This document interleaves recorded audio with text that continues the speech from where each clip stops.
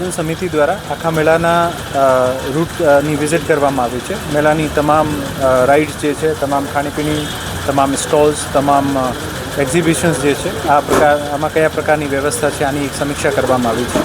અને આ વિઝિટ દરમિયાન અમુક નવા પણ આસ્પેક્ટ આપણને જાણવામાં મળ્યા છે. ખાસ કરીને તો જે છેલ્લા ઘણા વર્ષોમાં આપણું જે પાથવે હતો ચાલવા માટે અને 10 ફૂટથી વધુ વધારીને વધારે સુગમતાથી આપણા જે અહીંયા આવતા હોય મેળાના વિઝિટ કરવા માટે, આ તમામ માટે એક વિઝિટ સરસ બની શકે આને માટે એક પ્રયત્ન કરવામાં આવ્યું છે.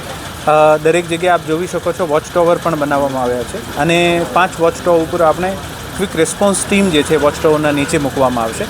આ ક્વિક રેસ્પોન્સ ટીમમાં NDRF, SDRF, હેલ્થ, પોલીસ આ તમામ જવાનો રહેશે અને કોઈ પણ એવી પરિસ્થિતિ થાય ખુદાના ખાતે કે કોઈ પણ નાનું મોટું એવું કોઈ સંજોગ બનતો હોય ત્યારે આ ટીમ ઝડપથી રેસ્પોન્ડ કરીને પર્સનને સારવાર કરવાની હોય તો સારવાર, ફાયરનો ઇસ્યુ હોય તો ફાયર ડોઝિંગ અને કોઈને હેલ્થની સારવાર કરવાની હોય તો ઓન ધ સ્પોટ હેલ્થ સારવાર અથવા આને શિફ્ટ કરવાના હોય તો ઝડપથી શિફ્ટ કરે આને માટે કામગીરી કરવામાં આવી છે.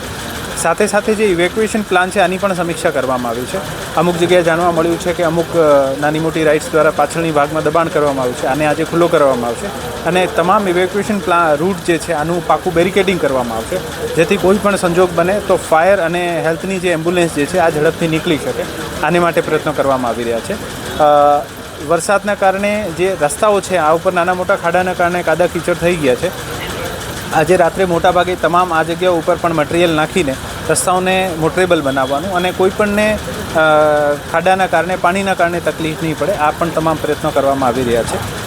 કેબલિંગ વર્કથી લઈને ઇલેક્ટ્રિશિયનનો કામ જોઈને સિવિલ વર્ક લઈને તમામ કામગીરી જે છે આ સંપૂર્ણતાના આરે છે અને મને અપેક્ષા છે આજે મોડી રાત્રે સુધી આ તમામ કામગીરી જે છે પૂર્ણ થઈ જશે.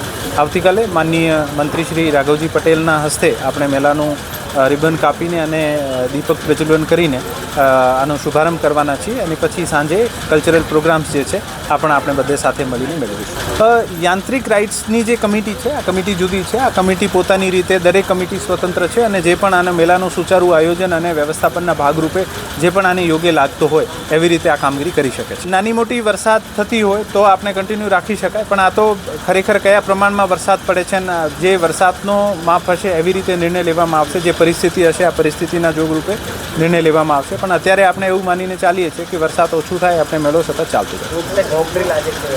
આજે મોકડ્રીલનું પણ આયોજન કરવામાં આવી રહ્યું છે. આપણે પાસે અહીંયા SDRF અને NDRFને પણ અહીંયા ડેપ્યુટ કરવામાં આવ્યા છે.